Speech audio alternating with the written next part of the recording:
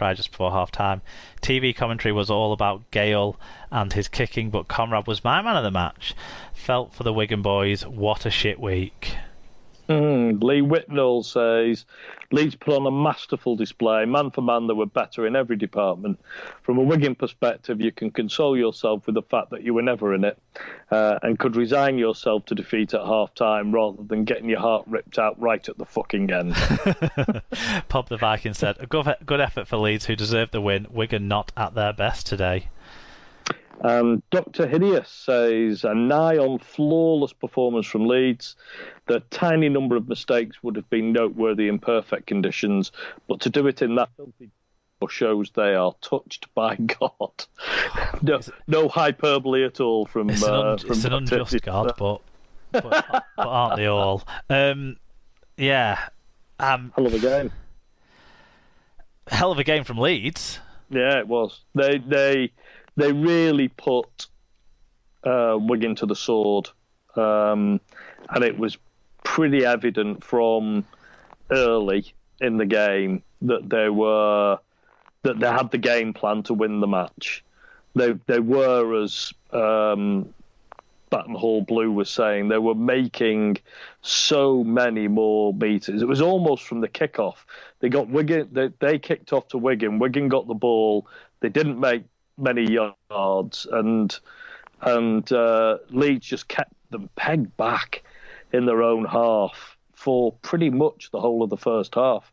They were barely, I can't remember how much, but Wigan barely had to play the ball in the Leeds half in that first half, and it killed them really. And the kicking game was good, but I agree with Baton Hall Blue. It wasn't all about Gale, although I think he did well. I think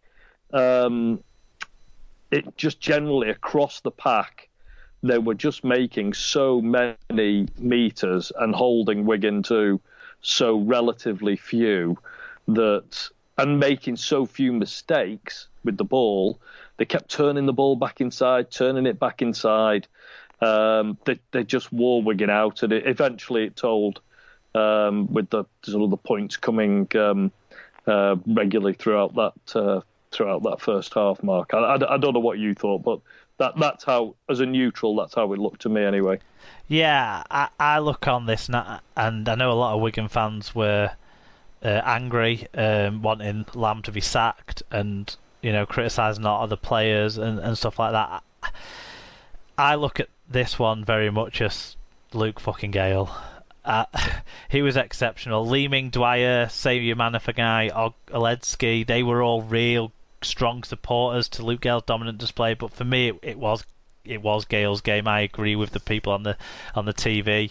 I just think fundamentally he made sure Wigan couldn't get out of their own end with kicks that found the ground in the corners. Then an enthusiastic chase, of course, and stuff, and it just wore Wigan down in the end. And you're not going to go 90 metres in conditions like that. You're not going to come from behind in conditions like that. The game, it was pretty much from the off, but Wigan got one opportunity 10 minutes or so in to touch the ball outside of their own half, and Sean O'Loughlin knocked on. And then Sean O'Loughlin gave a penalty away on the last tackle, which I think was, I don't know, it was a ball steal, but in those conditions, I didn't see a rip, but I did see hands around the ball. I think in those conditions, they're very 50-50, aren't they? And you can't criticise the ref whichever way they decide to go, I suppose, on those ones in those conditions. But O'Loughlin should know better. And those two moments were kind of the only moments that stood out to me as anything that Wigan did in the first half. And they were two bad things by our leader, and everything else was Leeds doing things right. And then O'Loughlin missed the tackle as well for the first try, didn't he? And then they pulled him off after that. It was an bit of an overchase by Farrell, and then I think Reece Martin went past O'Loughlin. Yeah, I think the overchase maybe did it more. We see that was what the tactics they were setting up, and in those conditions you can't make your ground back, whereas Farrell probably would have managed to get his way back Yeah, in normal it conditions. left O'Loughlin isolated, and Reece Martin. I think Reece Martin was surprised to get the ball, but when he did, he saw the gap. He's thrown over. Well, he was able to find the ground early, weren't he, as well? It was, yeah. You could see it slide a little bit. Very difficult I thought, I don't know about you again, Mark, but I thought O'Loughlin struggled in this game. I don't know whether is he 37 now? I don't know whether his 37-year-old legs are just starting to, particularly on a very heavy pitch like that, just start to show. I think everyone in the Wigan shirt struggled. I think it's right to pull out the couple of mistakes we've just pointed out from a O'Loughlin point of view, just because they were more notable than anything else Wigan did. Because, like I say, I don't think Wigan did much else wrong. They just didn't do anything else good either in that first half. It was all Leeds, and Leeds never let Wigan have a sniff. And without someone popping up and kicking a 40-20, which is what Gale did, where Wigan couldn't do, Wigan didn't make many mistakes either in that first half in terms of handling errors and that sort of stuff. No, they didn't. It was just set for set, and they just couldn't make enough headway to. Leeds just were relentless in keeping them pegged back. And a bit of luck for Leeds. Eventually it's all.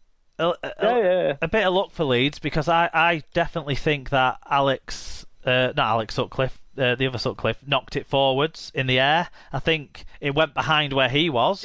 It went behind where he ended up, but it went forward from where he touched it. In my eyes, definitely. I called it a knock on when it happened, and then they watched it from a few angles, didn't they? And decided it was okay. But I like you, I can't. It can't not go forward from how we touched that. But the spirit of the two semi-finals was find a way to back the live call, wasn't it? So it was lucky for them to get that try, because I think there was an error in there. But it wasn't lucky for them to be 16-0 up at that stage, or 20-0 up at half time at all, because they thoroughly deserved that with how they played. But then Wigan had the bad luck with the knock-on by Tommy Luluai. Yeah, just before. Which technically, the ball went more backwards than it did off Sutcliffe, but it was a knock-on. It's an error. I'm not disputing it, and it was the right call to rule that out. But if that had been scored, Wigan did show at the end of the game, probably scored the two best tries of the game. Yeah, it was a nice length of the field almost thing from Smith, wasn't it? That was. He's got a little bit of pace to him as Smith, and it was good balance. But Leeds had worked incredibly hard at that stage, so maybe they had just started to knock off a little bit. But I just think the relentlessness of having to try and deal with the play in your own half in that game wore out all of the Wigan players. And don't forget as well, Wigan lost a forward in the first half to injury. Young Ethan Havard, who's been brilliant, which didn't help either. But yeah, whereas Leeds kind of didn't really need to call much on Cam Smith and Tom Holroyd off the bench till the later stages. So I have to say, it reminded me of quite a number of the Leeds Saints grand finals in really wet conditions at Old Trafford. Yeah, I'm afraid they did play it really, really well. There you go. Yeah, one of those, Mark.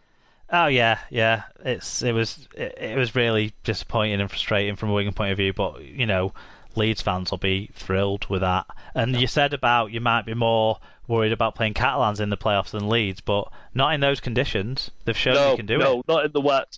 Yeah, not in the wet. Hoping for a nice dry run in the semi-finals, but let's see. If it was wet in that game, it maybe got even wetter for the next game. Salford Warrington Part 2. This time with all the headline cast members on the field. It was 14-8 to Warrington at half time. It finished 24-22 to Salford. So for the second time in a week, the Red Devils come from behind to win at the last against a Warrington team that they didn't lead until that stage against. Liam Moore was the referee, who probably his most high-profile game to date. for Liam Moore, Yes. but he was relatively invisible, I think. So that's a positive for him and his progression as a match official. What about the fan views? Lee Whitnall, we gifted them that. Couldn't make pressure count to get far enough ahead, and then kept letting them back in with errors and lazy defensive efforts. You could see them snatching it a mile off. Fucking fuming.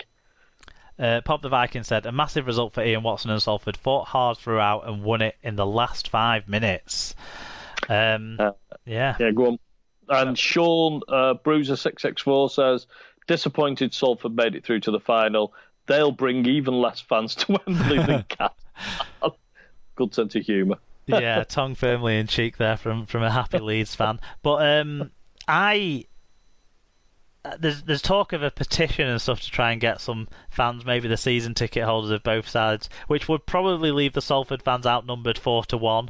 But in a 90,000 capacity stadium with 10,000 people in, I don't think that'd be that noticeable. But I don't see it happening, sadly. But potentially, you never know. I saw something on Twitter feed or something like that today saying the government said no. So, and I'm not surprised. I think if they allowed that to go ahead, given all the pressure that they're feeling at the moment from lower league football and horse racing and so on and so forth, there'd be an outcry. Yeah, it's wider. It's a wider impact for government considerations than just our sport. Whilst we. Yeah. Disciplinary wise, Tyrone McCarthy's been pulled out for a grade A dangerous contact charge for that tackle on the knees of Stefan Ratchford, the knee of Stefan Ratchford that earned him his sin binning, but I think that's been dealt with reasonably.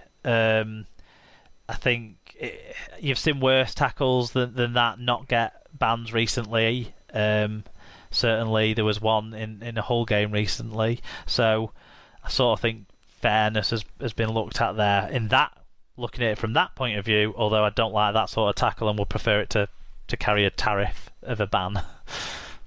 Yeah. It was a hell of a game, actually, this. Very exciting game of rugby, and I'm not sure I agree with Lee that they gifted Salford that. What I would say is Warrington were the better side for most of the game, and therefore I do agree that they couldn't make the pressure count. They couldn't get far enough ahead. And that's because Salford hung in. They just hung in and hung in. They were 10 points down at one stage late in the game. And they just hung in and hung in and hung in.